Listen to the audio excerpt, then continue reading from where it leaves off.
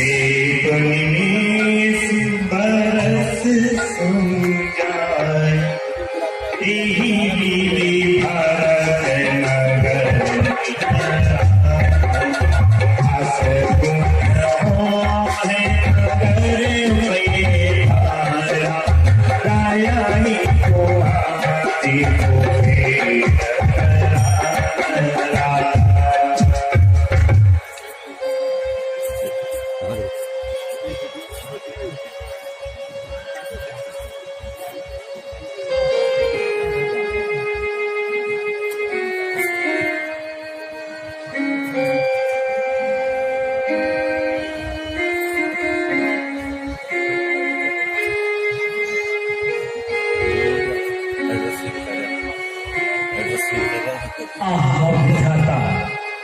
नगरी की यही दुर्दशा।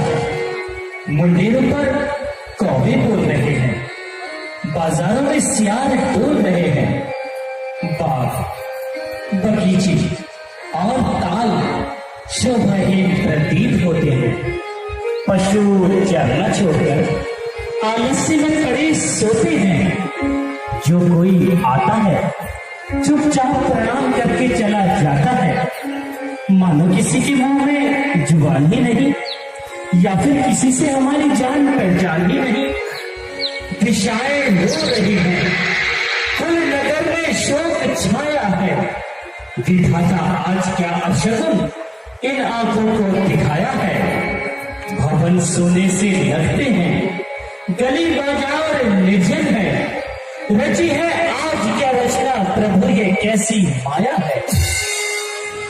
निस्संदेह भ्राता जी, चारों ओर अपशकुन ही होते जा रहे हैं, जो किसी भारी दुर्घटना का पता बता रहे हैं। हाँ भाई, नगर के समस्त व्यवहार उल्टे दिखाई पड़ रहे हैं, मानो चारों ओर से अंगार से भर रहे हैं। चलिए भ्राता जी, महल में चलकर ही इसका कारण पूछे, यहाँ कोई नहीं बताएगा। हाँ भाई, चलो महलों में ही चलते हैं। मिले न कहे गवई जुहार जा, भरत को पूछी भय विषाद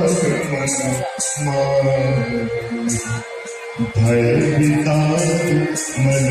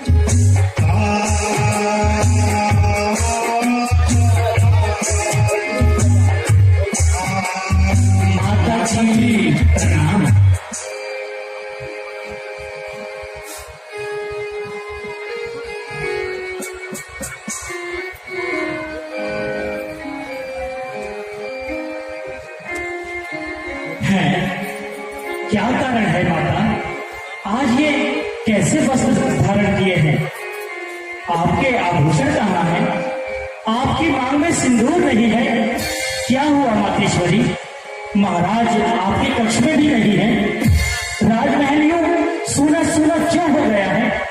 कहाँ है, कहाँ है महाराज, कहाँ है?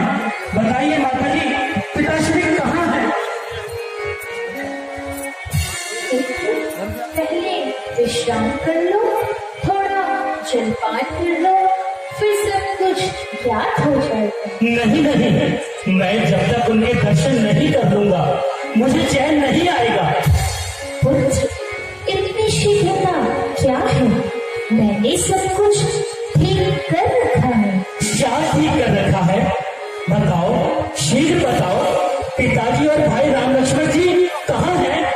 पुत्र, मुझे बड़े अच्छे अच्छे अवसर पर सावधान कर दिया, नहीं तो सारा ही कार्य बिगड़ जाता और फिर हाथ मलने के अतिरिक्त कुछ हाथ नहीं आता। आज तुम ये कैसी रहस्य भरी बातें कर रही हो माता जी? पहले जो कुछ मैं पूछ रहा हूँ उसका तो उत्तर दो ना। पुत्र, संसार में जो जन्म लेता है एक दिन उसे संसार का त्याग भी करना पड़ता है। प्राण त्यागने के बाद जो गति धर्मात्मा पुरुषों की होती है, जो परमत्र उन्हें मिलता है, तुम्हारे पिता भी उसी धाम को सिधार गए।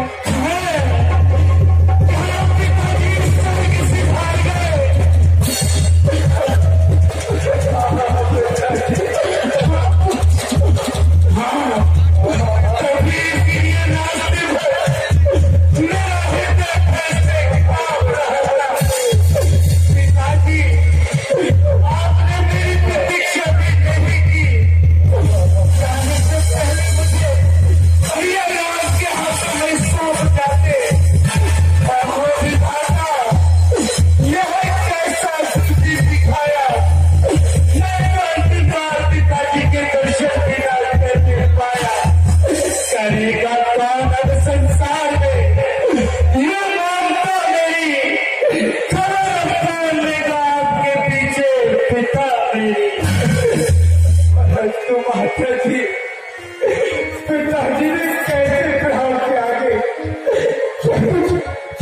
रोग हो गया था। कुछ भी तो नहीं। बताओ मां, प्राण त्याग के समय उनके अंतिम शब्द क्या थे? उन्होंने जाने से पहले मुझे अवश्य पुकारा होगा। बताओ मां, बताओ। कुछ भी नहीं पुत्र, नाम के वियोग के कारण वे कुछ विक्षिप्त से हो गए थे। बस अंतिम समय केवल रात को पुकारते रहे और लेते लेते परलोक से धर गए। राम कहाँ चले गए मां? राम कहाँ चले गए? राम का बन जाना ही तो उनकी मृत्यु का कारण बना पुत्र। राम का बन जाना, ये कैसी रहस्य भरी बातें कर रही हो माँ? कैसी रहस्य भरी बातें कर रही हो? जो कुछ हो उसे जाने दो। अब तुम्हें अपने कर्तव्य के बारे में भी सोचना चाहिए। बिल्कुल सत्य कहा तुमने माता। ये समय आंसू बहाने का नहीं है। मुझे तो ऐसा लग रहा है कि इसमें कोई भारी षड्यंत्र रचाया गया है। किसी दुष्ट ने हमारे वंश का सर्वनाश करने के लिए हमारे सुख शांति भरे जीवन में बीच खोल दिया है। मेरा पहला कर्तव्य तो यह बनता है कि उस षड्यंत्र की जड़ तक पहुंचकर उसे दंड दूं, जिसने मेरे पिता की हत्या की है, जिसने मेरे भैया राम को देश में कहला दिया है, जिस पापी ने हमारे वंश पर प्राणाघात किया है, मैं उसे कदापि जीवित नहीं छोड़ूंगा, कदापि जीवित नहीं छोड़ूंगा। क्या तू उसे प्राण दंड देगा? हाँ, चाहे वो स्वयं काल ही क्यों न हो। तो तुझे वो दंड मुझे ही देना होगा। आपको क्या माता, क्यों? हाँ मुझे, मैंने ही महाराज से 2 वचन मांगे थे। एक बार मैंने महाराज से 2 वरदान पाए थे। तुम्हारे जाने के पश्चात कौशल्या के कहने से महाराज ने राम के राज्याभिषेक का निश्चय कर लिया। महारानी कौशल्या ने सोचा कि कैकेयी का पुत्र भरत तो यहाँ है नहीं, अवसर का लाभ उठाकर राम को राजा क्यों न बना लूं। मैंने ऐसा नहीं होने दिया। मेरे होते हुए तुझे इस अधिकार से कोई वंचित नहीं कर सकता। मैंने सुअवसर जानकर महाराज से अपने दोनों पर मांग लिए। तेरे लिए अयोध्या का राज और राम के लिए 14 वर्ष का वनवास। ओ विधाता, सर्वनाश हुआ, सर्वनाश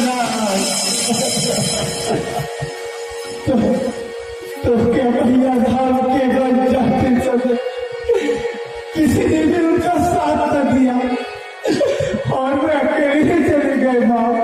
नहीं पुत्र, लक्ष्मण और जानकी ने उनके साथ जाना ही स्वीकार किया। पुत्र भरत, मैंने तुम्हारा रास्ता बिल्कुल साफ कर दिया है। बेचारी मंत्रा ने इसमें मेरी पूरी सहायता की। उसी ने ये रास्ता सुझाया, मेरी आंखें खोली। राम के साथ सीता लक्ष्मण बिना किसी आपत्ति के वन चले गए। सारा काम बड़ी सुगमता से हो गया था, किंतु विधाता ने बीच में थोड़ी उथल-पुथल कर दी। महाराज राम के बिछड़ने से स्वर्ग सिधार गए। मैं जानती हूँ पुत्र, पिता के स्वर्गवास से तुम्हें महान दुख हो रहा है। माता जी, यह आपने बहुत ही सुंदर कार्य किया है। धन्य है आपको, धन्य है। यही तो मैं भी सुनना चाहती थी पुत्र। अच्छा, अब महाराज की मृत्यु का दुख भूल जाओ और निश्चिंत होकर राज्य का कार्य चलाओ। बस बस, मोह में भी हो जाने वाली माता, अब तुमने मुझे कहीं कर नहीं छोड़ा। आज अच्छी तरह से मेरा भाग्य बोला। क्या राज्य का इसी प्रकार आदर करते हो भरत? राज्य, जिस राज्य ने तुझे अंधा बना दिया, जिस माया ने तेरी आंखों पर पट्टी बांध दी, जिस मोह ने तुझे पागल कर डाला, क्या मैं भी उसी के चक्कर में फंसकर तेरी तरह अपने कर्तव्य को भूल जाऊं? मुझे तो राज्य तेरा पापी विष के बराबर है। किसी को राज्य कहती है वो कंकर है, वो पत्थर है। क्या मेरी भलाई का यही बदला देते हो भरत? भलाई, इस अन्याय को भलाई कहती हो, इस पाप को अच्छाई जानती हो। नींद को चलते हुए करना भी भलाई है, जल को काट कर पत्तों को सीखना भी भलाई है। पिलाया विष मुझे, अच्छा किया है प्यार ये तूने, उजाड़ा कुछ ये से किया उपकार ये तूने। तरह का तीर छाती से किया है पार ये तूने, लगाया था ऊपर मेरे गर्म अंगार ये तूने। समझा, खूब समझा, आज तेरी स्थिति नागिन की कहाँ सीखी है तूने है उल्टा रीति नागिन की। पुत्र, तुम ये क्या कहने लगे? क्या यह भी नहीं समझते कि मैंने तुम्हारे लिए कितनी कठिनता से वरदान प्राप्त किए हैं? वरदान, ऐसे वरदान मांगते समय तेरी जुबान क्यों न चल गई? तेरे मुंह में कीड़े क्यों न पड़ गए? तेरे मुंह में कीड़े क्यों न पड़ गए? ले लीजिए मत लीजिए भाई साहब, ले लीजिए मत लीजिए। आगे भी आओ, बाद में करेंगे।